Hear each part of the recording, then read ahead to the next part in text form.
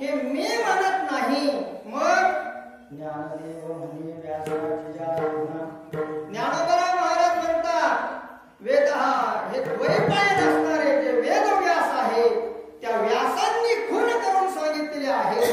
व्यासांनी ओळख म्हणून सांगितलेले आहे का परमात्म्याचं नाम चिंतन केल्यानंतर काय होतं.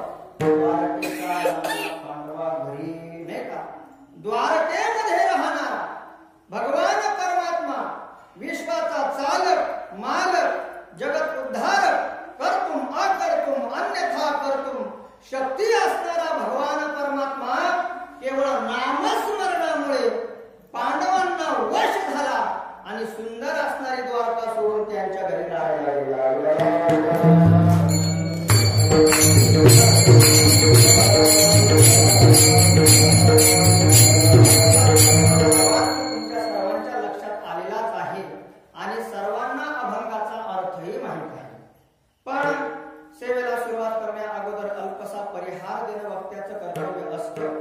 जास्तीचा काही मी पालहा लावणार नाही.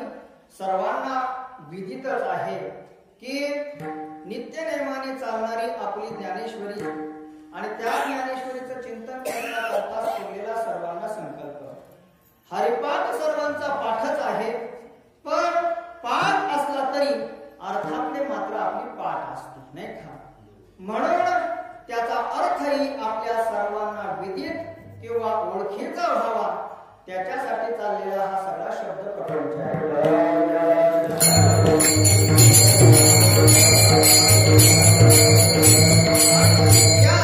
संकल्पाचा दाता नारायण. ज्याचा संकल्प सत्य असतो ना त्याचा पाठीराखा भगवान परमात्मा असतो नाही का. निर्वाणी गोविंद असे मागे पुढे काहीच साकडे पडो नेदी. जीवनामध्ये काहीच असा तो परमात्मा साकडं पडू देत नाही. म्हणून मागच्या एकादशीला जी सफला एकादशी होती त्यावेळी केलेली आपली कामना आजच्या एकादशीला सफल झाली. मागच्या वेळी केलेला संकल्प याही एकादशीला नित्याप्रमाणे पुत्रदा एकादशीला सगळे एकत्र आले.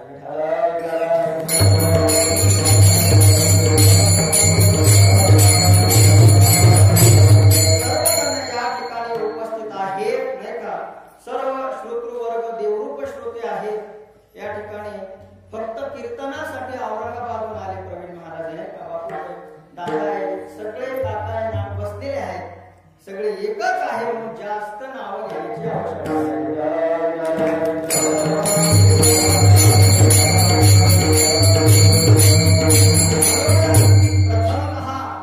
सर्वांच्या चरणाशी एकदाचा नतमस्तक होतो आणि आपल्या अभंगाकडे वळतो नाही का. बघा अभंग माऊली महात्मा ज्ञानोबा महाराजांचा हरिपाठ प्रकरणातील आहे. म्हणजे या एकादशी पासून आपल्या हरिपाठाला खरी सुरुवात झाली आहे. कशाला म्हणायचं महाराज हरिपाठ इथून सुरुवात आहे. एकपासून हरिपाठ कशाला म्हणायचं तर बघा ज्याच्यामध्ये हरीचा नित्य नियमाने पाठ केला जातो पठन केलं जातं त्याला म्हणायचा आहे. ही पहिली व्याख्या. दुसरी व्याख्या सांगा महाराज. सारा सारा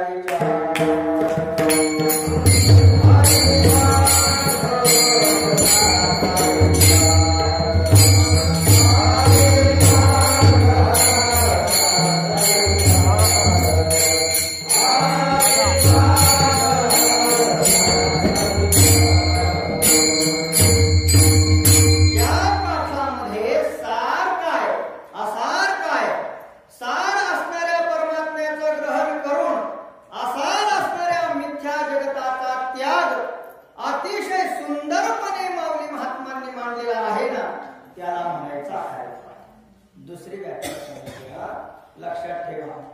तिसरी व्याख्या आपल्याला करायची हरिपाठ कशाला म्हणायचं. समाधी संजीवनी हरिपाठ ज्याच्यामध्ये समाधीला सुद्धा संजीवनी प्राप्त होते नाही का.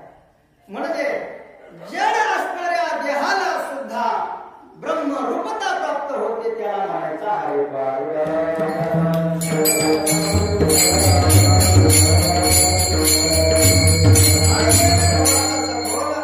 विचार करायचा असेल तर अगदी बघा तुमच्या सारख्याला कळेल अशा भाषेत आपल्याला बोलायचं आहे, नाही का?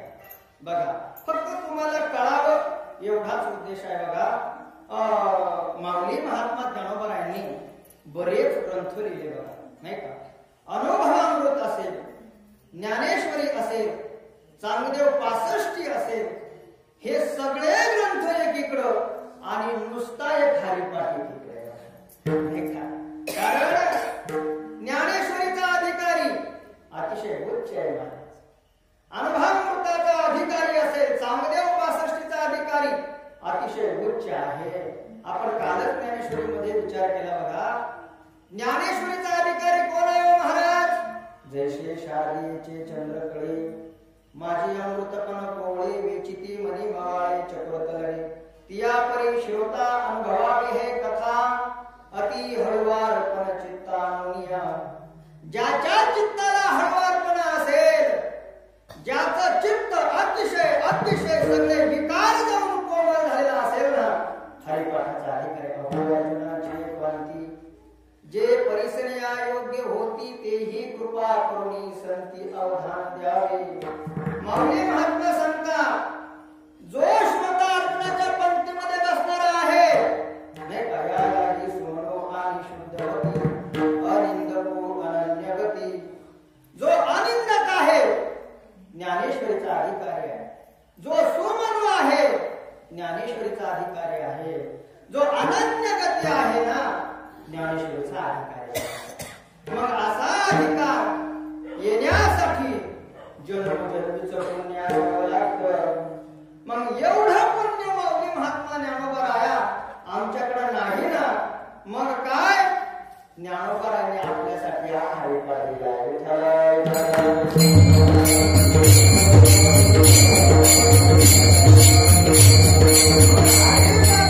अधिकारी नुसते आपणच आहोत असं नाही. ज्ञानी सुद्धा हरिपाठाचा अधिकारी आहे बघा. मोक्ष सुद्धा हरिपाठाचा अधिकारी आहे, मुक्त सुद्धा हरिपाठाचा अधिकारी आहे आणि बद्ध सुद्धा हरिपाठाचा अधिकारी आहे. ऐकत राहा, ऐकत राहा. विषय अगदी सूत्र पद्धतीने मी तुमच्यापुढे मांडणार आहे आणि अभंगाकडे जाणार आहे. जर आपलं लक्ष थोडं जर बाजूला गेलं तर आपण देवाच्या दारी नाही संसाराच्या दारी राहू.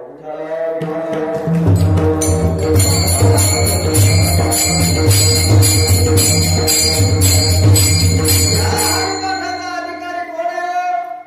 माऊली महात्मा ज्ञानोबा सांगतात ज्ञानी सुद्धा या हरिपाठाचा आहे. जाणीव नेणीव भगवंती नाही हरी उच्चारणी पाही मोक्ष सदा. ज्याला जाणीव आहे, मग जाणीव म्हणजे मी ब्रह्म आहे अशी जाणीव जरी असली ना, अहंकाराने पिचल्याशिवाय राहत नाही. मग अहंकार नाही का ज्ञान गिळोनी गावा गोविंद गा हा ज्ञानाला असलेला उद्देश आहे. म्हणून जाणीव नेणीव भगवंती नाही. मुक्ताला सुद्धा उपदेश आहे, नाही का? विषयीला उद्देश आहे, पामराला सुद्धा उद्देश आहे. लटिका व्यवहार सर्व हा संसार वाया धार हरिविन. मग हा संसार काय आणि स्वर्गातला संसार काय हा सगळा खोटाच आहे. हा तर विषयीला गेलेला उद्देश. महाराज मग आम्ही जो आहोत आम्ही बद्ध आहोत, मग आम्हाला काय उद्देश आहे? माऊली महात्मा सांगतात कसोनी संसारी वेदशास्त्र उभारी बाह्य सदा. संसारात असून आपलाही परमार्थ चांगल्या प्रकारे घडू शकतो हे ज्ञानोबारायांनी सांगितले.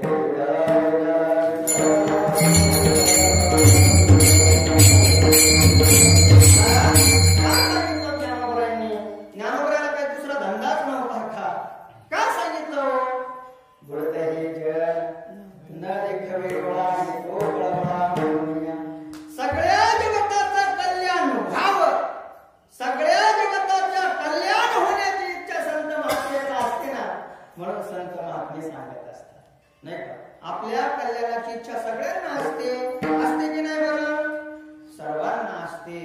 पण संत जे कल्याण इच्छितात ना ते कल्याण आपल्याकडून कोणीच इच्छित नाही का? तुम्ही बघा, व्यावहारिक जीवनामध्ये जगत असताना प्रत्येक जण आपल्या कल्याणाची जर इच्छा करत असला ना तरी त्या कल्याणामध्ये कुठेतरी स्वार्थ दडलेला असतो. पण संत महात्म्यांचं जे कल्याण इच्छिण्याची गोष्ट आहे ना ती केवळ निस्वार्थ असते. बरं का, निस्वार्थ असते. नाही तर बघा बरं, तुम्ही ऐकताय म्हणून सांगतो, निवडणुका वगैरे आले की मोठमोठाले पुढारी आपल्या गावात येतात की नाही? आपल्या गावात आले, समजा एखादा मोठा मंत्री येतो आणि आल्यानंतर या पंचवार्षिक मध्ये जर तुम्ही मला निवडून दिलं तर काय करेल?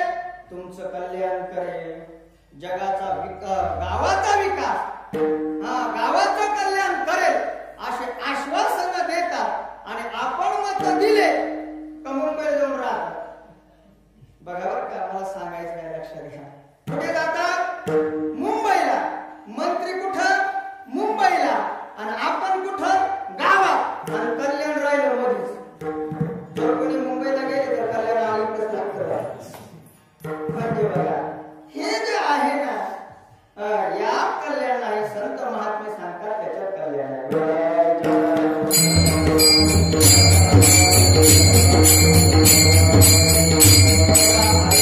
प्रवेश करायचा आहे म्हणून थोडासा अनुबंध चतुष्टय सुद्धा सांगावा लागत असतो. बघा, ग्रंथकार ग्रंथ निर्माण करण्याच्या पूर्वी त्या ग्रंथाचा अनुबंध चतुष्टय सांगत असतात.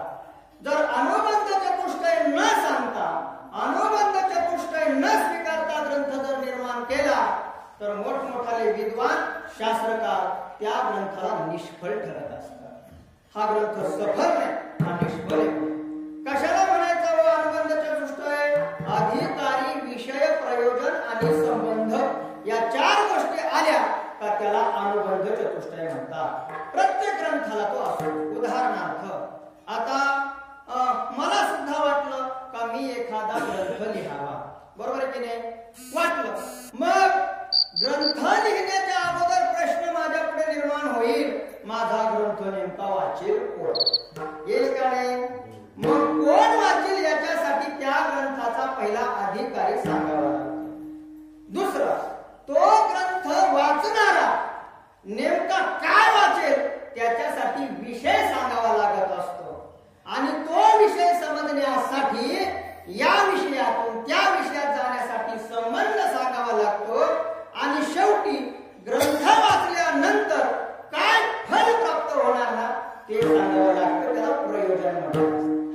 म्हणून ग्रंथकार पहिल्यांदा अधिकारी सांगतो, विषय सांगतो, संबंध, आणि नंतर त्याचं प्रयोजन सांगतो. कारण बघा, प्रयोजन मनुष्य मंदोपी न प्रवर्तते.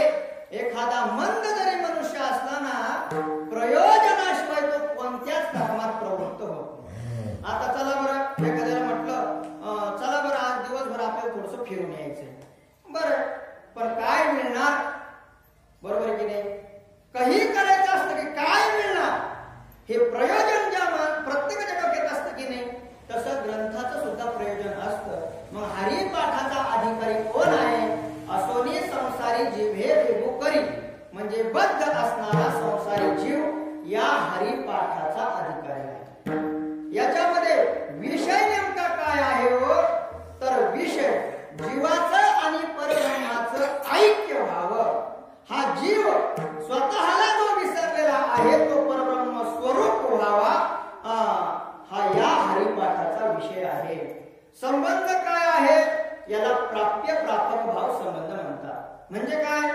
एखादं फल प्राप्त करून घेणारा याला प्रापक म्हणा, आणि फल जे प्राप्त करायचंय त्याला प्राप्त म्हणा. मग प्राप्त करून घेणारे आपण प्रापक आहोत आणि मोक्ष हे प्राप्य आहे. म्हणजे प्राप्य प्रापक भाव संबंध याच्यामधून कळतो. आणि प्रयोजन काय आहे? तेने मुक्ती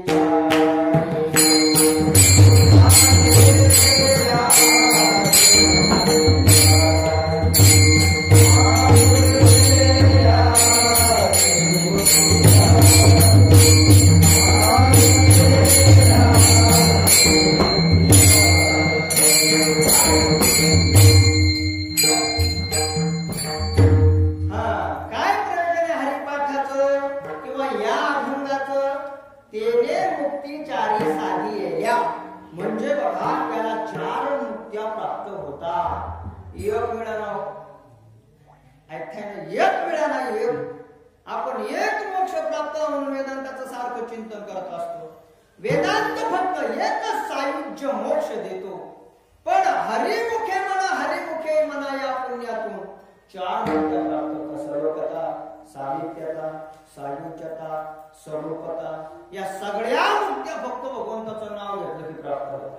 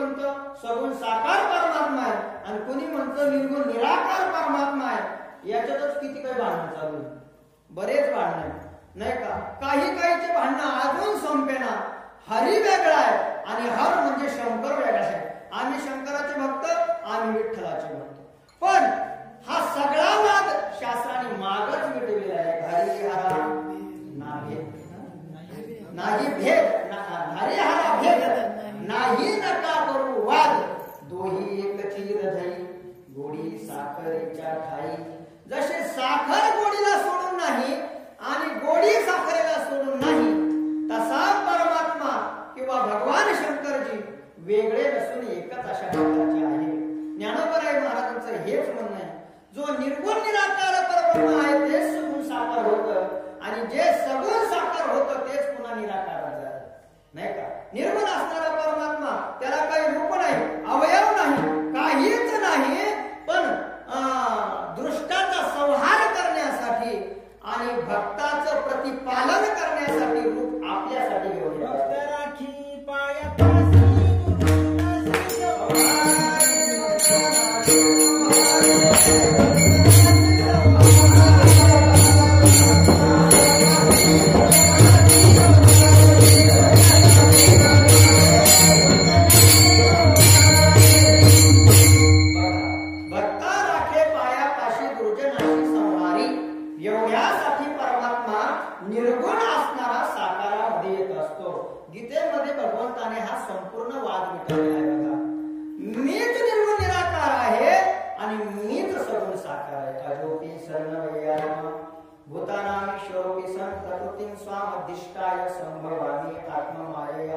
यदा यदा हि धर्मस्य ग्लानिर्भवति भारत अभ्युत्थानाय धर्मस्य तदात्मानं सृजाम्यहं परित्राणाय साधनां विनाशाय च दुष्कृतां धर्म संस्थापनार्थाय संभवामि युगे युगे. नाही का? हे धर्मदात आघवे युगी युगी म्या रक्षावे हा ओघवसे स्वभावे आद्यगा. हे धर्माचं रक्षण करण्यासाठी, संतांचं रक्षण करण्यासाठी मी अनेक वेळा त्या निर्गुण निराकारातून सगुण साकार होऊन आलेलो आहे.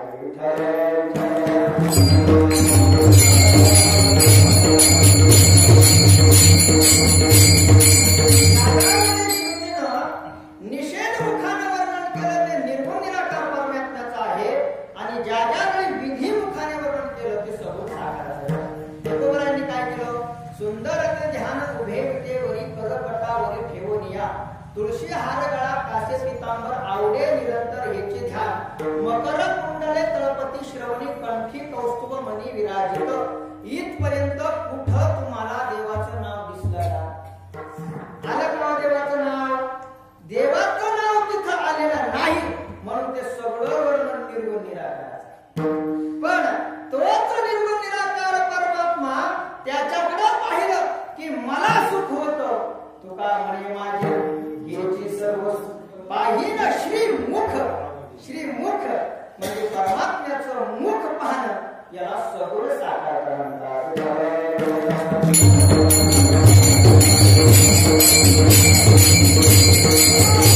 देव आहे त्या देवाच्या दारामध्ये क्षणभर का होईना तुम्ही उभे राहा.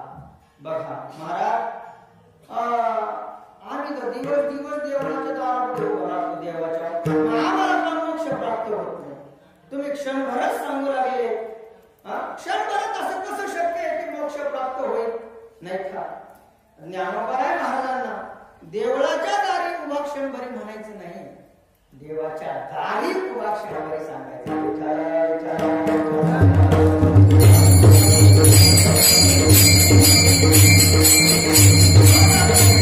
दार नेमकं कोणतं आहे? दार कशासाठी असतं? आत प्रवेश करण्यासाठी असतं, नाही का? मग देवामध्ये आपल्याला आत प्रवेश करायचा आहे तर मग दार नेमकं कोणतं, हा विचार करण्याचा प्रश्न आहे. बघा, या दाराचा जर लक्षणेनं आपण विचार केला तर मनुष्य देह प्राप्त होणं हेच भगवंताचं दार आहे.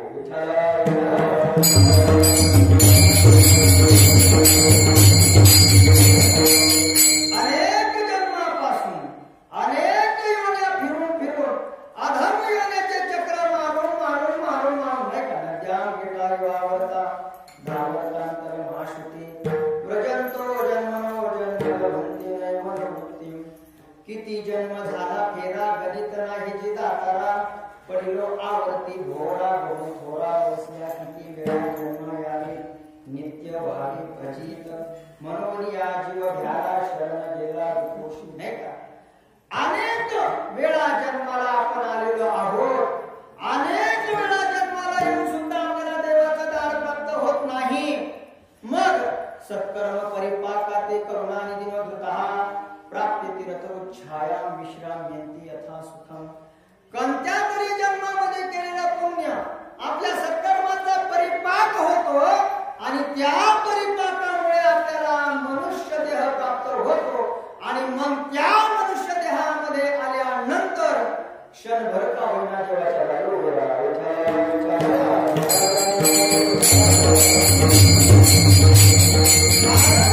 देवासाठी क्षण दिला नाही तर काय होईल, काय फटफटिती होईल, याचा विचार काय होईल. हे दार निघून जाईल आणि पुन्हा ये रे माझ्या मागे, पुन्हा 84 लक्ष योने फिरावे लागेल. हो की नाही. बघा एक आंधळा मनुष्य आहे, थोडस चिंतन नाही मंथन चालू आहे बरं का, लक्षात घ्या नाही का. एक आंधळा मनुष्य आहे, जन्मांध आहे आणि जन्मांध असणारा मनुष्य औरंगाबाद सारख्या शहरामध्ये मध्यभागी आहे.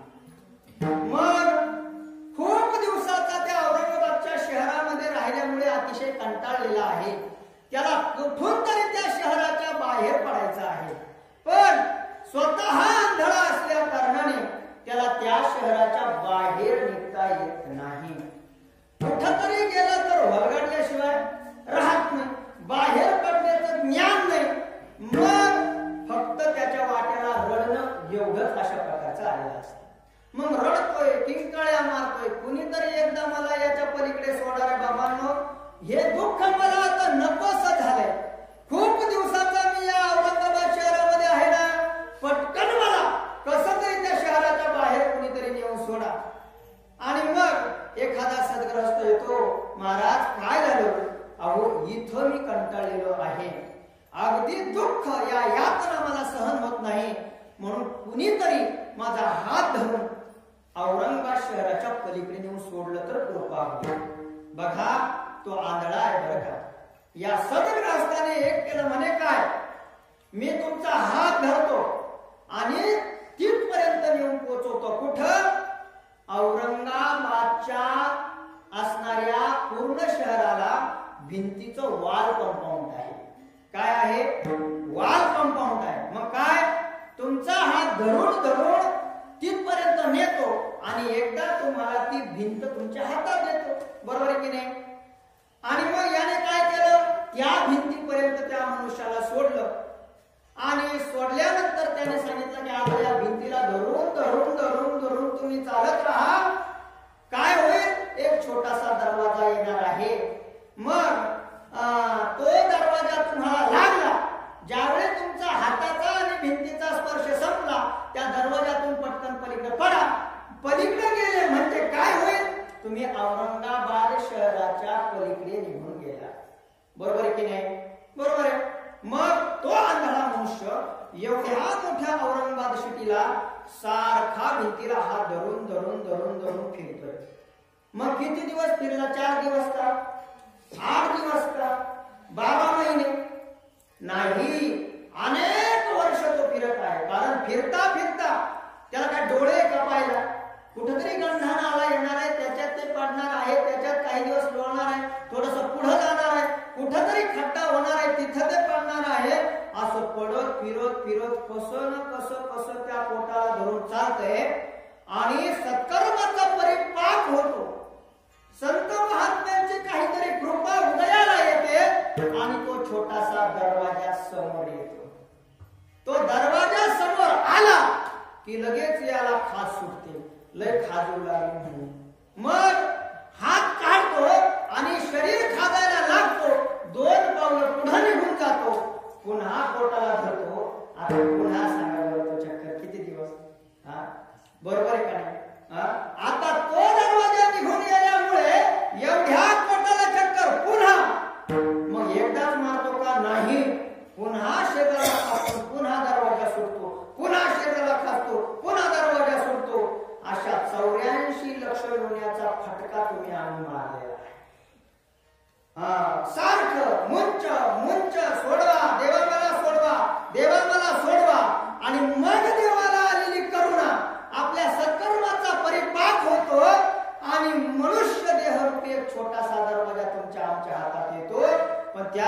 आपल्याला विषय रूपी खास सुटते, प्रपंच रूपी खास सुटते, नाही का, काहीतरी प्राप्त करण्याची खास सुटते, तेवढ्यात हा दरवाजा सुटून जातो आणि मन मरताना म्हणतो बरंच करायचं राहिलं, मग पुन्हा मर हाय का.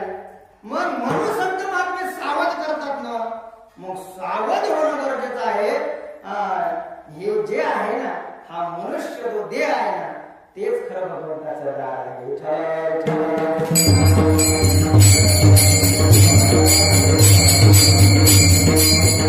या देहामध्ये आल्यानंतर क्षणभरच मरायचंय ना महाराज, क्षणभरच ना. मग आम्ही तर किती काही क्षणभर आहे, बरोबर आहे.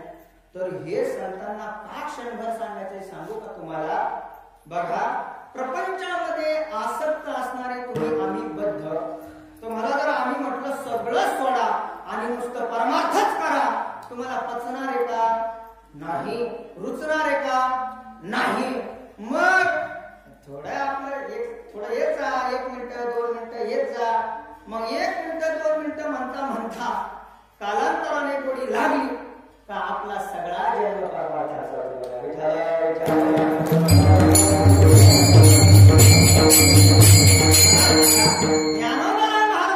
क्षणभरच देवापुढे उभा राहायचं आहे असं सांगायचं जर असतं तर पुढे कशाला म्हटल्या तरी का मार्ग.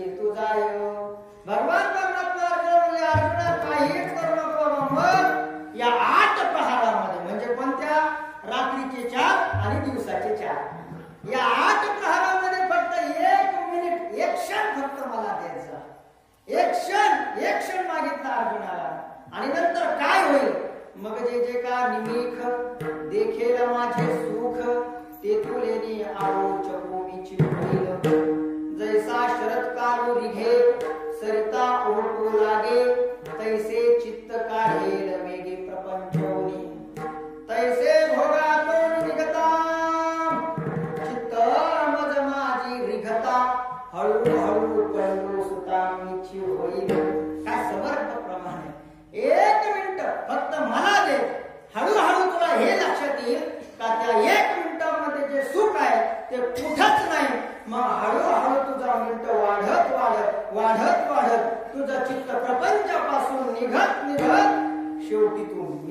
जाशील याला म्हणतात क्षणभर उभं राहणं.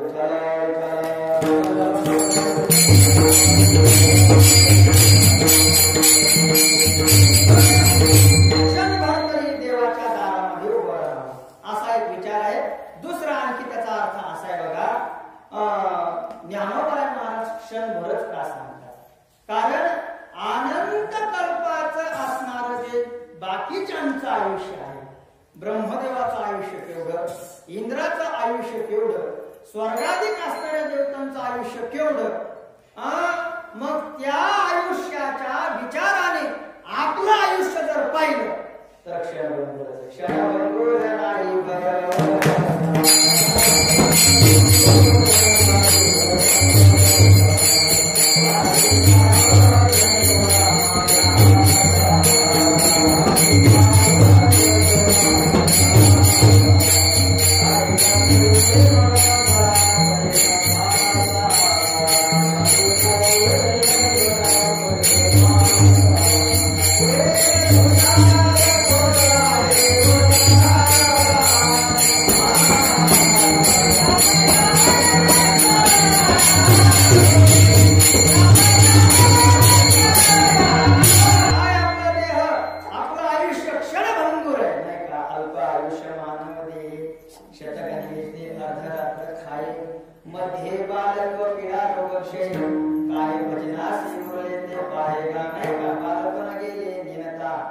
नाही तरुणपणी विषय व्यथा, वृद्धपणी प्रवर्तली चिंता, मरे मागता जन्म घेणे.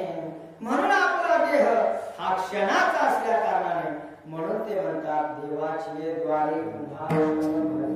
पण क्षणभर उभा राहताना सुद्धा देवाच्या दारातच राहा, नाही तर देवाच्या दारात देहाने असतो आणि मनाने संसाराच्या दारात असतो.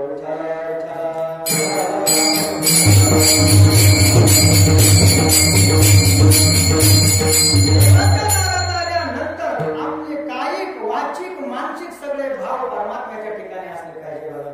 पण होत नाही. मी तुम्हाला चिंतना सांगत असतो, आपण इथं प्रवचन ऐकतो आणि कुलपाला झटके मारतो, नाही म्हणजे देवाच्या दारात आहात, पण आपण आपलं मन मात्र संसारामध्ये गुंतलेलं असतं बघा.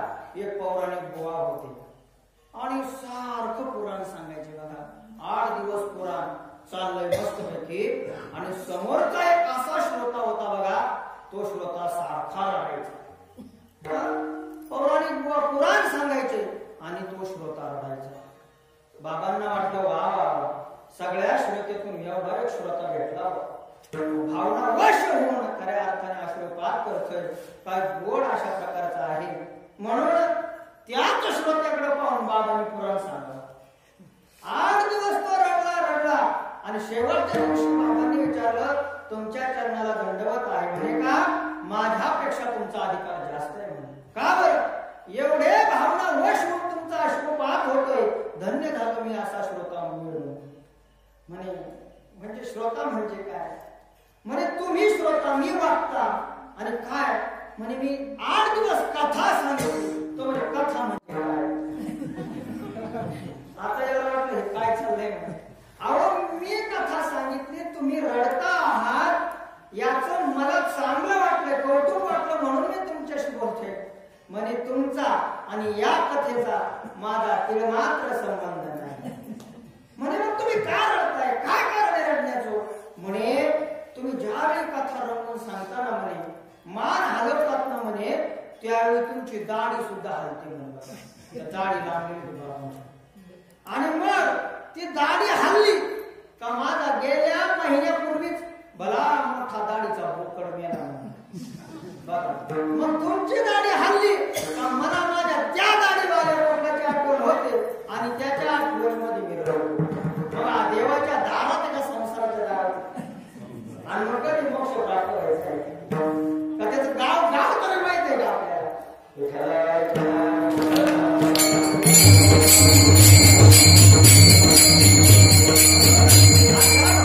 परमात्म्याच्या दारामध्ये क्षणभर उभे राहा. 3 प्रश्नाचे उत्तर आपल्याला समजलेली आहे. एवढा गर्भित अर्थ या अभंगात आहे. अजून तर पुढे खूप दिल्ली तो बहुत दूर आहे.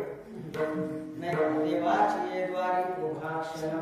मग अशा एक क्षणभर तुम्ही उभे राहिलात ना तर त्यामुळे तुम्हाला 4 मोक्ष प्राप्त होतील.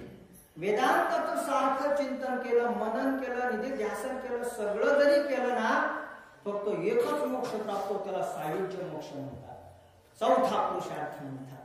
पण परमात्म्याचं नुसतं नामचिंतन केलं ना तर स्वरूपता, समीपता, सलोकता आणि सायुज्यता 4 मोक्ष प्राप्त होतात. स्वरूपता मोक्ष कशाला म्हणायचं महाराज? स्वरूपता म्हणजे काय? मी भक्त तू देव ऐसे करी, याला स्वरूपता मोक्ष म्हणतात. सलोकता मोक्ष म्हणजे काय? अगदी या देहाचा त्याग झाला की भगवंताच्या वैकुंठ धामाला जाणं, भगवंताचा लोक प्राप्त करून घेण्याला सलोकता मोक्ष म्हणतात. आणि कोणता अजून? समीपता. समीपता म्हणजे हा देह त्यागल्यानंतर सतत भगवंताचं सामीप्य प्राप्त होणं, याला समीपता मोक्ष म्हणतात. आणि नंतर ज्ञानाने जो मोक्ष प्राप्त होतो, भगवत स्वरूपता जी प्राप्त होते, त्याला सायुज्य मोक्ष म्हणतात. आणि हे 4ही पुरुषार्थ फक्त एका साधनाने प्राप्त होणार आहे. अभंगाचं दुसरं चरण बघा. हरिमुखे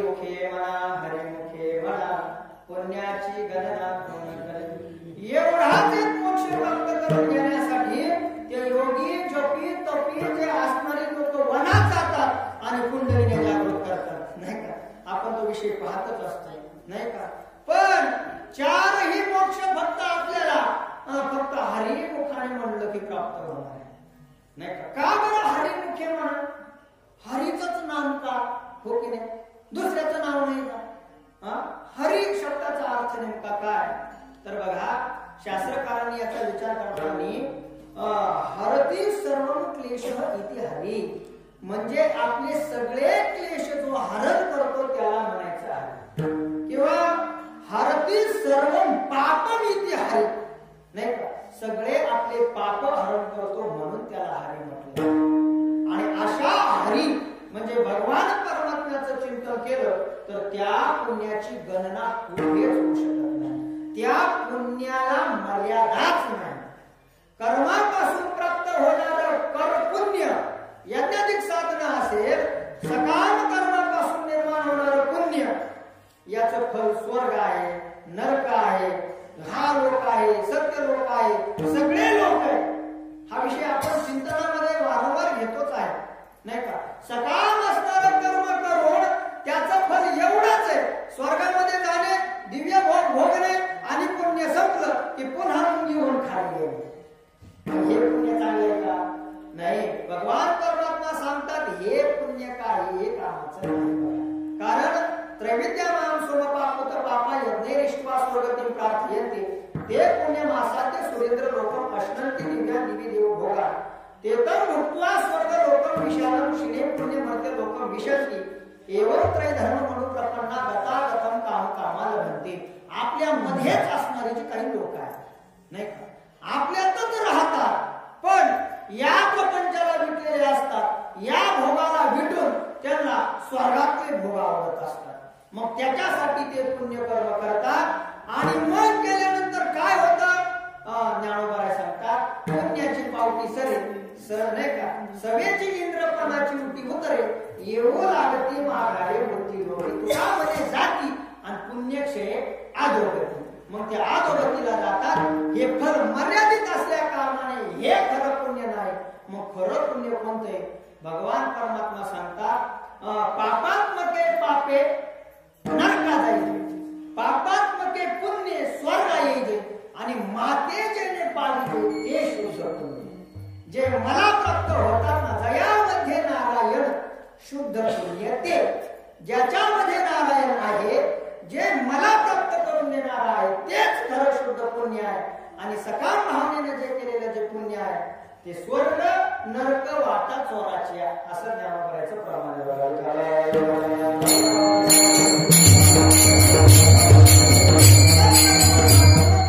होणार पुण्य हे संपणार आहे त्याला क्षीष्ट नावाचा दोष आहे पण परमात्म्याचं नाम चिंतन करून निर्माण होणार पुण्य याची गणना मात्र कुठेच होऊ शकत नाही असा विचार बघा आपण पहिल्यांदा भजन करू विठोबा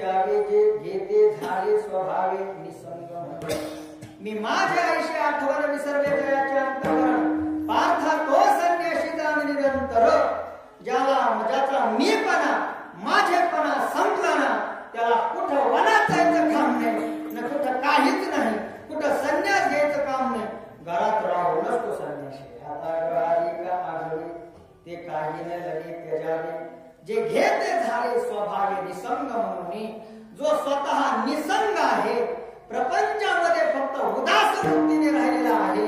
परमात्मा जे करील याच भूमिकेमध्ये जे राहतो ना त्याला कुठं जायचं काम असतं. मग त्याने काय करायचं? संसारात राहायचं पण मनाने परमात्म्याचं चिंतन करायचं. काय करायचं? फक्त मन तिकडे लावायचं. गोपिकांनी हेच केलं. वारंवार तेच आपण सांगतो नाही का? डोक्यावरती कितीही हंडे असू दे, एखादी माता माऊली नदीवरनं पहिल्यांदा पाणी व्हायचे नाही का? तुम्हाला मागे सांगितले असेल कदाचित मी नाही का? डोक्यावरती पहिला मोठा हंडा असतो, त्याच्यावरती दुसरा लहान हंडा असतो आणि त्याच्यावरती पुन्हा कळशी असतो. आणि एवढा घेऊन 2-4 माता मावल्या असतात आणि गप्पा मारत चालत असतात. एवढ्या गप्पा चालू असतात ना 1 किलोमीटर वरती त्यांचा आवाज येत असतो नाही का? आणि मग घरी गेल्यानंतर होते खवळाखवळी नाही का? एवढा दांगडा असतो का पुढे नाही का? एवढा दांगडा असतो का? एवढा आवाज तुमचा येत होता, हंडा पडला असता तर? ती सुनबाई सांगत असते, सासूबाई रागू नका, मी कितीही जरी बोलत असले, कशीही बोलत असले, तोंडाने मी बोलत होते पण चित्त मात्र माझं पूर्ण हंड्यावर होतं, म्हणून ते हंडे करत नव्हते. शरीराने ते काम करत जरी असले, मनाने मात्र त्यांचं चित्त सतत जसं हंड्यावर, तसं या गोपिकांचं संसार जरी करत असले तरी मनाने मात्र त्या परमात्म्याच्या ठिकाणी एवढंच करायचं. आणि ते मन आपल्या ठिकाणी ठेवून तरी काय करायचं? विनाकारण दुसऱ्याच चपात्या उकरून काढायचं सारखं आहे का नाही? एकांतात बसा बरं. एकांतामध्ये जर बसलो ना, आता मी तुम्हाला बोलतोय, दरवाजे लावून घ्या, एकांतामध्ये बसा. एकांतामध्ये बसल्यानंतर थोडस स्तब्ध व्हा आणि स्तब्ध झाल्यानंतर वही आणि पेन हातात घ्या आणि तेवढ्या वेळामध्ये अर्ध्या तासामध्ये आपल्या मनातून कोणते कोणते विचार आले प्रामाणिकपणे आपल्यासाठीच आत्मपरीक्षणासाठी फक्त लिहून ठेवा. अशा काही गोष्टी मनाने सांगितलेल्या असतात ज्या आपल्या आचरणाला सुद्धा शोभत नाही. बरोबर आहे का? भामताय ते मन. ते मन जर संसारात लावलं तर आपल्याला पत्ताला घालत असतं आणि तेच मन जर परमात्म्याकडे लावलं तर आपल्याला मोक्ष कारण ठरत असतं. म्हणून बघा, कबीर महाराजाकडे एक मनुष्य गेला. मला ते बोलण्याचं ते आवडत नाही, वेळ पुढे जातो. कबीर महाराजांकडे एक मनुष्य गेला आणि म्हटलं, महाराज काय करू, मी संसारिक आहे आणि मग संसारिक असल्यामुळे मला परमार्थही करावा वाटतो. त्यावेळेस कबीर महाराज शेतात कांदे लावत होते. खरोखर बरं का, तुम्ही म्हणाल कांदे म्हणून चालले तसं नाही, खरंच कांदे लावत. मग तो मनुष्य आला. कबीर महाराजांनी त्याच्याकडे लक्ष सुद्धा दिलं नाही. महाराज तुम्हाला विचारलेलं आहे म्हणे, काय मला परमार्थ करायचा आहे पण मी संसारिक बद्ध आहे, मग काय करू मला सांगा, काहीतरी उपदेश द्या. त्याने सांगितलंय, त्याने मी काय करतोय तुला दिसत नाही का? म्हणे काय? कबीर महाराज इकडच्या वाफ्यातलं कांद्याचं रोप उपटत होते आणि इकडं लावत होते. त्याचं काम चाललं होतं. म्हणे मी काय करतोय तुझ्या लक्षात येत नाही का? म्हणे काय? हे बघ, इकडचं रोप उपटतं आणि इकडं लावतोय की नाही, तुला सुद्धा हेच करायचंय. म्हणे काय? इधर से उखाडणे का और इधर लगाने, इथून मन काढायचं आणि परमात्म्याकडे लावायचं. हे झालं असोनी संसारी आणि हे ज्ञानोबा सांगतात, मी नाही सांगत आहे. मग वेदशास्त्र उभारी बाह्या सदा, वेदशास्त्र पुराण जे काय 18 पुराण असेल, मध्वयम भद्वयम चैवम बत्रयम चतुष्टयम नानी पावनी पुराण आणि पुष्कम गार्डमेवच 18 पुराण हेच सांगतात. सांगा बरं, एवढा उपदेश कोणी दिलाय तो आपल्या ज्ञानोबाऱ्यास? किती गोळे ना परमार्थ. ठाईस पैसाने करा एक चित्त आवड या आनंद राहावा. ज्ञानोबा म्हणतात, तुम्हाला नसेल माझ्यावरती विश्वास ना तर पुराणांना विचारा. नाही का म्हणे, तुम्ही विचारावे ग्रंथी तारिले पतित नेणो किती. वास्तविकता संत सांगतात तेच प्रमाणे, पण आणखी शपथपूर्वक सांगायचं असलं की पुराणाचा विचार करा. तुका म्हणे नाही विश्वास म्हणे पहावे पुराणे विचारावे. ज्ञानोबा तेच म्हणतात, तुम्हाला माझ्यावर विश्वास नसेल ना तर द्वापार युगामध्ये व्यासांनी सुद्धा हीच गुण सांगून ठेवलेली आहे की द्वारकेचा राणा फक्त नामस्मरणाच्या मुळे पांडवाच्या घरी राहिला. अभंगाचा शेवटचा चरण. ज्ञानदेव ज्ञानदेव ज्ञानदेव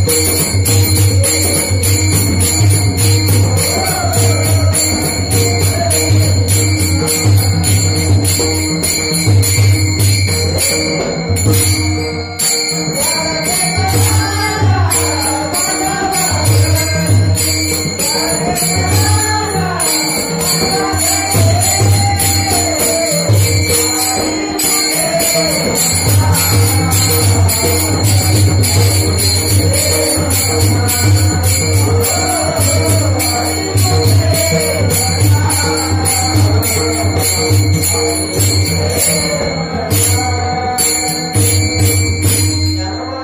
सांगतात त्या व्यासाने पुन्हा सांगून ठेवलेले आहे बाबा, आपल्याला जास्त उघडायचं काम नाही का. जास्त काहीही पुराण वगैरे काही 18 पुराण जे असेल ते काही उघडायचं काम नाही. सगळं आहे तर आपल्यासाठी संतांनी करून ठेवलं. तुकोबराचे प्रमाणे की नाही, वेद अनंत बोलिला अर्थ हितुकाची साधिला, विठोबासी शरण जावे निज निष्ठा नाम गावे. एवढा वेदाने सांगितलं, एवढ्या ग्रंथांनी सांगून हा सगळा अभ्यास त्यांनी केला की नाही. संतांनी धांडोळलेली पुराणे, देखील दर्शने, एवढा रात्रंदिवस अभ्यास केला त्यांनी. कामाने केले बरं का, रात्रंदिवस अभ्यास केला, हे त्यांचं काम. आणि बघा एवढे सगळे सायस करून पुन्हा आपल्यासाठी ठेवले नाही का. ज्ञानोबाची गोड गोय बघा, नातरी प्रकटलेल्या गवस्ती अशेषही मार्ग दिसती. मग काय चाली जाते आपण तिकडं तेथीच या नाही का. सूर्य उगवल्यानंतर असंख्य वाटा दिसतात की नाही. मग आपल्याला जर शेतात जायचं असेल तर सगळ्याच वाटेने गेलं तर जमू का नाही. मार्गदानी गेले आधी दयानिधी संतते, तेनेचे पण ते चालू जाता. संतांनी आपल्यासाठी खुणा ठेवल्या.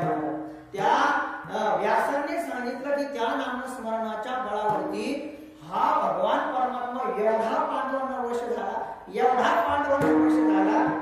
स्वतःला सुद्धा विसरून गेला. मी ते वाक्य सांगितलं बरं का महाराज. कालही मला ती गोवी खूप आवडली म्हणून तुम्हाला सांगा. अर्जुना तुझे निवेदे, अर्जुना तुझा मला वेद लागला, तुझी आवड मला लागली, त्याच्यामुळे मी पूर्ण असून सुद्धा अपूर्ण झालो. आणि अर्जुना माझा तुला वेद लागला तर तू पूर्ण ईश्वर होऊन गेला.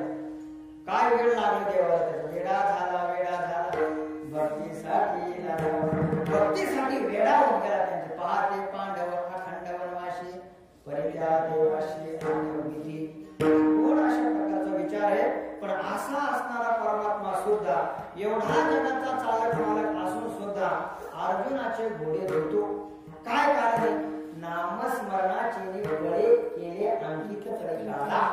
एवढाच विचार आहे बघा.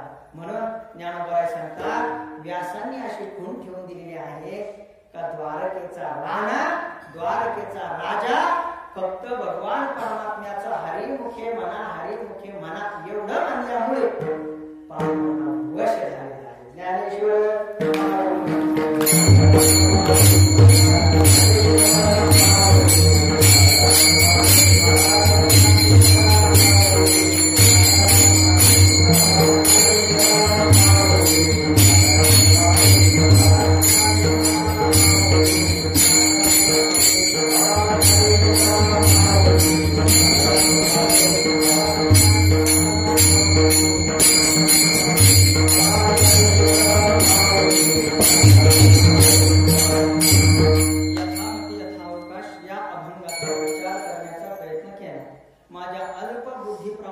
या अभंगाचं चिंतन केलेले आहे. भलेही त्या चिंतनामध्ये अजूनही खूप गर्भित अर्थ असतात. अण्णा नेहमी सांगायचे बघा, ज्ञान म्हणजे समुद्र आहे, ज्ञान समुद्रासारखं आहे. आणि आपण कितीही अभ्यास केला, कितीही डुंबलो तरी कडाकडाला डुबक्या मारत अजून समुद्र पूर्ण पडलेला असतो. अण्णांनी असं म्हणतात जे अण्णा आध्वर्य वेदांत वाचस्पती बरोबर ज्यांना काव्य तीर्थ पदवी संस्थेला सुद्धा म्हणावं की वारकरी संपदेच्या आधारे नाही का. शब्द प्रभू असेल सगळ्या पदव्या अण्णांच्या पायाशी मिळवून घेत होत्या आणि उगाच लावलेल्या नव्हत्या. त्या लोकांनी वाह केली म्हणून मिळवलेल्या होत्या अण्णांनी त्यांच्या संघाने. आणि मग अण्णांचे शब्द होते का आपली डुबकी इकडेच कडाकडाला मारायची आणि त्याच्यातच आंघोळ करायची, मध्ये गेलो घडून आपण आपलं अस्तित्वही सापडणार नाही. कसा आहे विचार? अण्णांनी असं बोललं तर मज पामरा हे काय यथामती यथा अवकाश. जशा प्रकारे अभंगाचं चिंतन मांडण्याचा प्रयत्न करायचा तशा पद्धतीने आपण मांडत राहू. आणखी एक विषय मांडायचा होता म्हणून 2-5 मिनिटं मी थांबलो.